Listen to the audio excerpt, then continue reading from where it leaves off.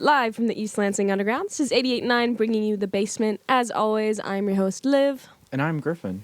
We have a band in-house tonight called Must See Tee Vee. Would you all take a second to introduce yourselves? My name's Ty. My name is Benda. My name's Alasan. And I'm Bryce. Wonderful. Only moments ago, y'all just described yourselves to us as emo folk rock. Yeah. Is that about right? Yeah. All right. Well, we can only describe it so well in genres, but if y'all want to kick off the night, we'll just listen for ourselves. Cool.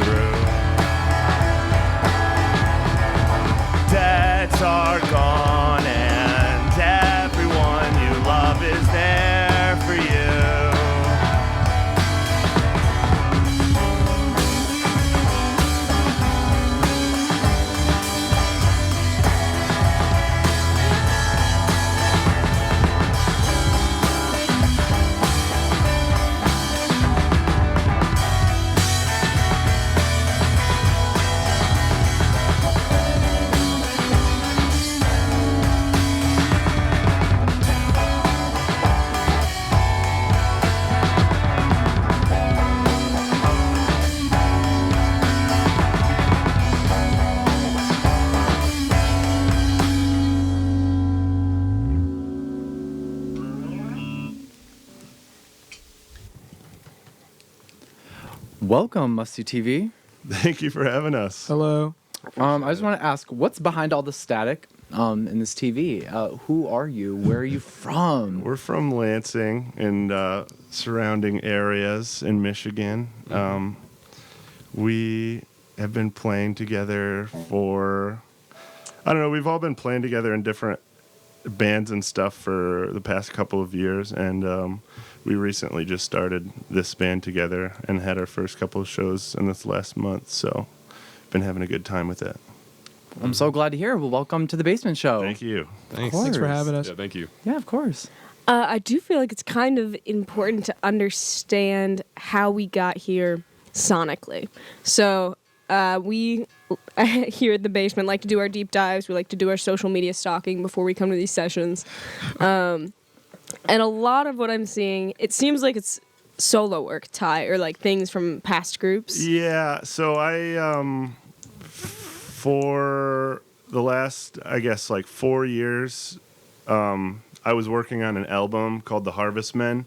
Originally, it was going to be the name of the band, and then I was like, well, I recorded, I was all just like home recording stuff that I was doing in my basement, and I just felt like, man, this is all me. So I don't know if I can like put it under a band name. So I ended up putting it under TM Morrison, and I released that in January. So we have songs from that we've been playing, but I found my writing style shifting more for playing live shows and stuff. So, which, you know, means a lot more drums and a lot more bass and individual stuff and more just feeling versus like recording, you know. So this new band is kind of shifting away from the recording aspect of it and more to the live and writing aspects of it. So we actually just started recording an album at Ryan Records, and yeah, it's going to be cool. It's really exciting. Congratulations. Thank you. Could you describe for those of us who kind of like don't have this experience playing instruments or performing in front of an audience, what shifts between these two spaces? Like, what really is different about the way that you interact with your instrument in these two spaces? Yeah, live, it's like completely about feeling, and like if you're playing live, you want to like move a crowd, and when you're recording, I found myself doing like a lot of writing as I'm recording. So I would come up with something, record it, and then I'd figure out what else to put on top of that. And it was a lot of layering and stuff. And all of the stuff that we've been doing for the live, it's mostly been just me like writing on an acoustic guitar, and I come up with all of the chord progressions and the lyrics, and that I can actually play it and have everybody else come in around it. So Nice. I know, like, you said you're focusing on live recordings, correct? yeah. So where are you recording? You said it was what studio? Ryan Records. Okay. It's in East Lansing. Yeah. Would any of you consider to maybe record outside or do something with the atmosphere around you? Yeah, definitely. That's very cool. Yeah, I noticed you have a raccoon on your head. What's the what's the name of this hat? That Russian hat? It's not a Russian hat. Yeah. A Russian, Oh, isn't it? It's a just a Russian hat would be Russian hat. Ushanka. Like a This is a Tom Pioneer Sawyer hat or from something. Yeah, or Pioneer Daniel hat. Is that what it's called? Well, he looks like Daniel Boone. Yeah, I look like Daniel yeah. Boone, I guess. Whoever that is. Or Well, Johnny it's sick. Appleseed. Yeah, thank you. It's a I statement, I appreciate like it. It's it, yeah. Alison's, so I'm just wearing it, but I have to give him the clout for having it. I'm just now putting together that everyone has a hat here, Yeah. so it would have been We embarrassing have to have a if hat, not for the or else, hat. like Yeah. you're not dressed up. You don't got the fit on unless you have a hat on. So yeah, I know, and you also mentioned you feel like you have a sense of community here in Lansing. I noticed you've performed at quite a bit of the co-ops Yeah. recently, Yeah. specifically on Halloween. Yep. How have those shows impacted you guys as a band? And It was really good. There's been like so many opportunities that have arisen from like those two shows. Shout out all the people at Bowie and shout out all the people at Hendrick. It really was a good place to have a show, and there's always people watching. So well, what specifically about that community does your band love about it? yeah, I think like having people, first of all, having like in like a queer community is always I don't know, it just feels so much better than a lot of the other communities of music around Michigan. Really, that's really interesting. I've never let's get into heard that. Yeah. someone talk about that because we talk to a lot of bands. Almost everyone is from Michigan, Yeah. but it's a perspective that is Right. kind of new. Like, how is it different? It's more fun. It's the least judgmental places that I've ever been. yeah. Like, Yeah. you can, Come from any walk of life, basically. yeah, right. They're just so open to anybody there, and you feel like judgment-free zone Yeah. type thing. You can just play whatever you want, and the people will like it. It's really nice to have someone come up to you after a show and be like Oh, I love that. moved show. by it, Yeah, you know, right. to care about your art, and that's really meaningful. I Basically think why to I me. got into music. Yeah, exactly. I love that feeling. Yeah. That's wonderful. And so that's just wonderful how the queer community can do that. Yeah. You know, and just how creative and just how much kindness they can spread. I mean, are you comparing a co-op to maybe just like a bar or Right. just Yeah. like, Exactly, yeah. I don't know, a wedding or something? I don't know. Even like Yeah, right. local frats here, it's a way different atmosphere. right. you know? yeah, they don't. It's not at all even close to co-ops in my eyes. You notice Yeah. that they're also, the queer spaces are the ones that are putting their time and effort into live music, and a lot of what we're seeing in East Lansing and Lansing is like DJs and stuff, and there's no hate towards DJs, especially for like electronic music and stuff, but a lot of the music, it's like, all right, we're playing the 2010s hits and we're just going through them all, and everybody knows all the songs, so we're gonna have a good time. But if everybody already knows all the songs, then what's the fun? There's nothing new, you know? Yeah. And I mean, fact of the matter is, it's cheaper to do that. So Yeah. a lot of Yeah, it places, is. like, they can't fund booking bands all the time, Right. which is really what makes these spaces so special. Right. It's just a pooling of everyone's resources. And I've found that I'm really quite spoiled by it. Like, I don't think I realized just how unique it is until you get out into those kind of like those other places that haven't gotten to experience, Yeah. you know, people just listening to artists that they don't already know or being really uninhibited in public in that way. One of my other positions here on campus is booking shows, but they're through the university. So like they're university sponsored shows. It's pretty above board. It's not quite as totally In the free mix. as the co-ops might be. Yeah. And I've found like something we struggle with is getting people to dance. Like Yeah. people are just so worried about being seen and being like comfortable in that space, and that's just not something I encounter like at Right. all in these third spaces we have. It's really incredible. Yeah. I would say, in response to that, it's a lot of both the band and the community, because the band, just their job, I would say, is to get people moving and get everybody, you know, listening to the music and having a good time, right? But it's the crowd's job to also enjoy the music and have a good time, you know? So it's on both ends that you really need to be careful and make sure everybody's enjoying themselves. Definitely. Well, it's beautiful. I'm really happy we've gotten to this perspective and got a little bit closer to you. Just like your next song. Oh yeah. Oh, nice. See what That you did was there? cool. Good one. Yeah, this one's from the Harvestmen record Okay. on TM Morrison. So Well, let's get into it. Yeah, Once let's again, do you're it. listening to Must See Tee Vee. Bye.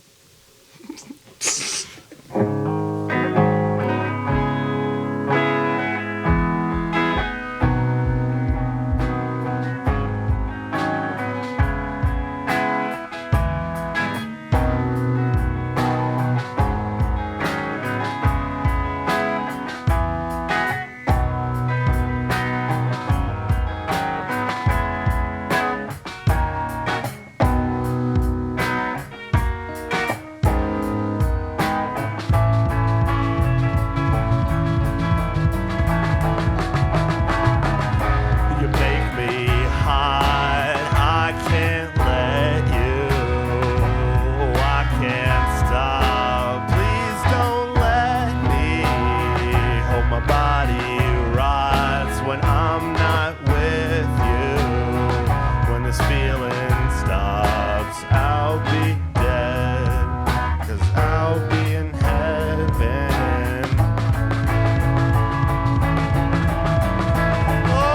Oh, and when I'm down, I will take you. 'Cause who can frown when they're staring down the barrel? Are you having fun now? I feel so close to you. Can I keep my shirt on? I don't want to scare you off. You know that we could get caught. I have never been alive. I have never been alive. I have seen the sunshine, but I have never been alive. How many tries will this take us? It's my first time. Please don't hurt me. I've never felt so pretty. I bet my life on you, but I don't know what to do anymore. Oh, I've got your gun pointed at my temple. You could lower it down, hon. I'll make you happy. And if you run, I will hold you.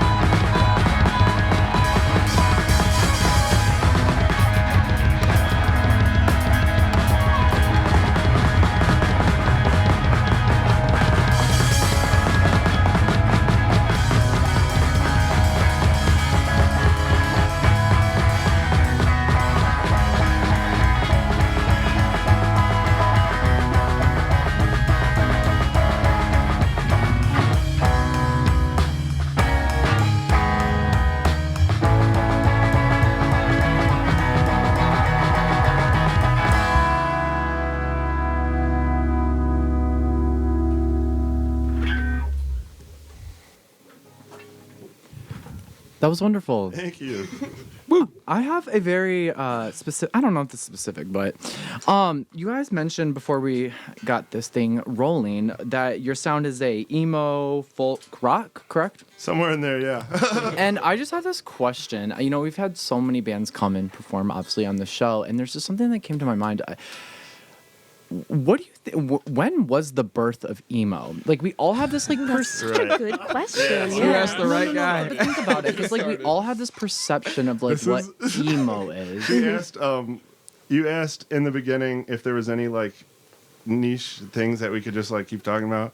That's probably close to one of them, but yeah, I'd say like in the 80s, like Rites of Spring was Really? probably one of the first emo bands. It was an offshoot of hardcore and punk music. Post-hardcore and emo kind of both went off of each other, ended up mixing with each other and coming out of it in different waves. But there's like 5 waves right now.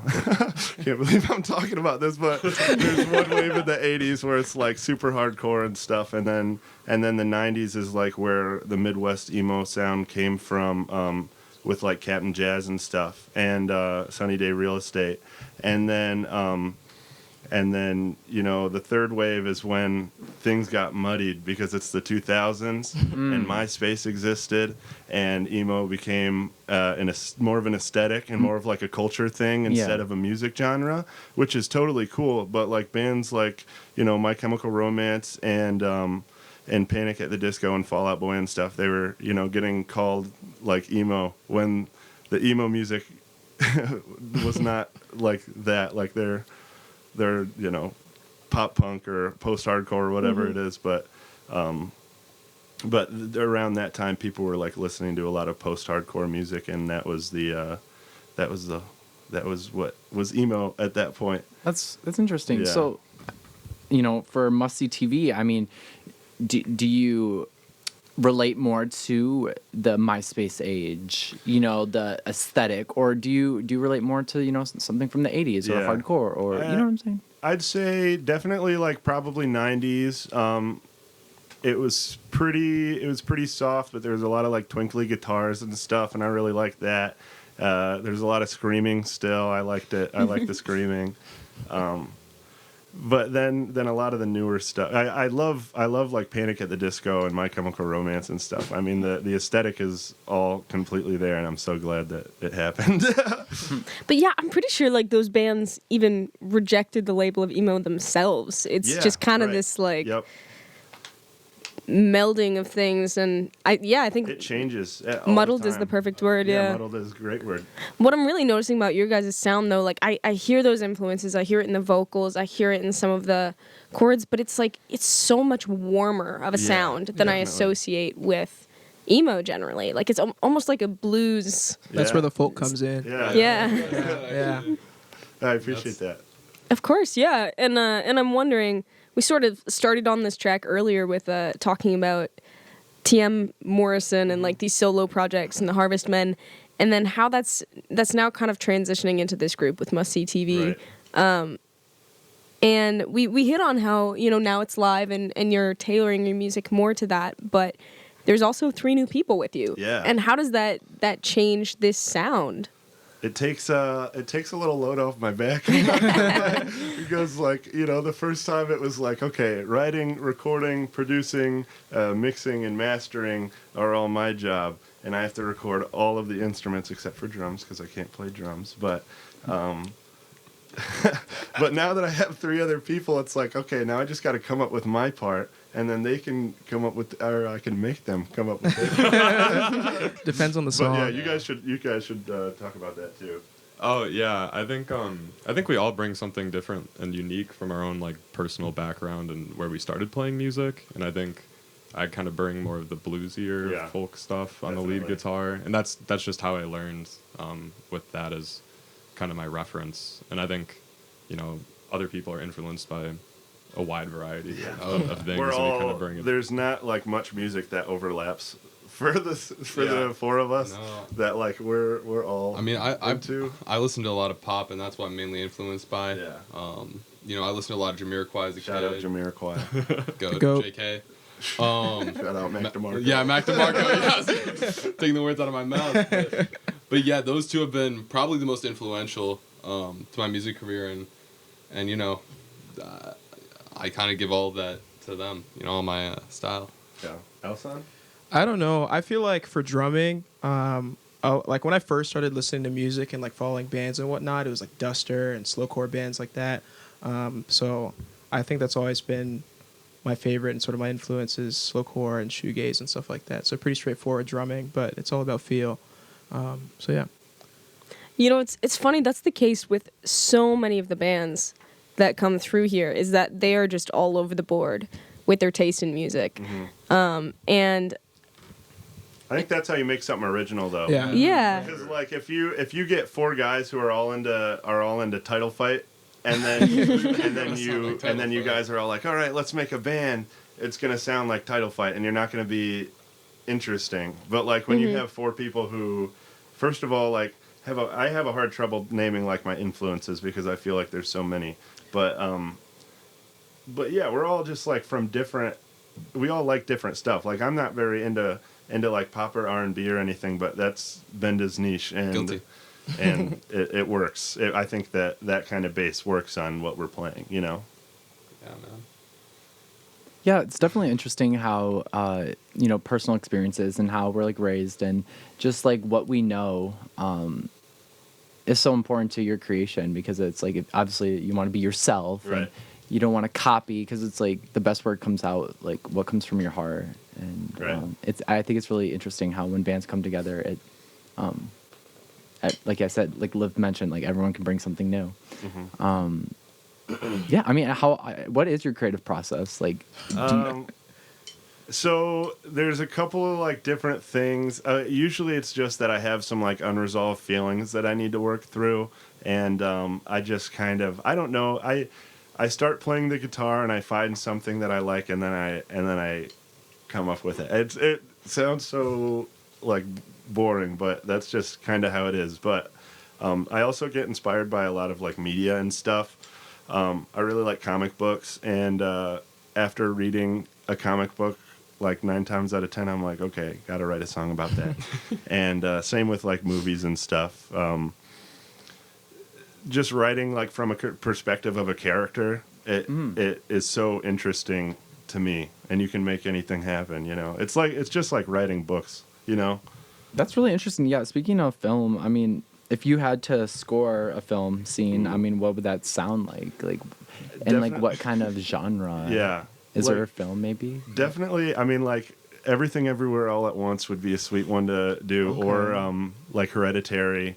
Those have some of the best soundtracks I've Those are good picks. ever heard. But yeah, definitely super ambient. I'm really into Brian Eno and like a lot of other, you know, Cluster and stuff, and something chill, something out there.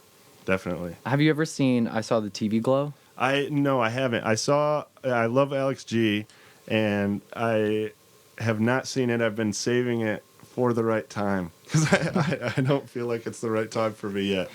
I think there's going to be a huge mental change when I watch that movie. It's up there for me.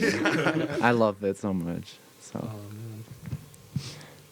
Well, let's take us into this next song that we have here, State of Disarray. What's this piece going to be about? It's about, you know, it's about a girl. It's just about like there's people not lining up on the same path as you, and no matter how much you guys feel, it just doesn't work out because things aren't right. So, but it's all right, you know. It's a happy song. I'm excited to hear it.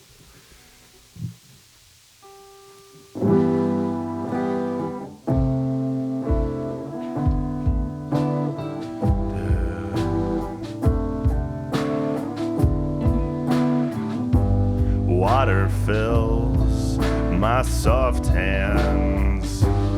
Take today. I hope to lay beside you. Makes me think of all the life spent passing by your big blue eyes. twisting tides and over shipwrecks. I'll make you mine someday. On the line, my heart's in time with all the melodies you came from. Say today I love your face, but tomorrow I love your soul. Celebrate by saying grace to all the memories we hold. Do you still want me? I've walked in harmless hallways. The scepter of distance is making me feel sideways. Take me where I belong. It's never in your bedroom. I want you, I need you. It's all a state of disarray. Nothing kills me any slower. My body breaks the further away that I am from you. Bitter turns into sweetness. I saved a spot for you.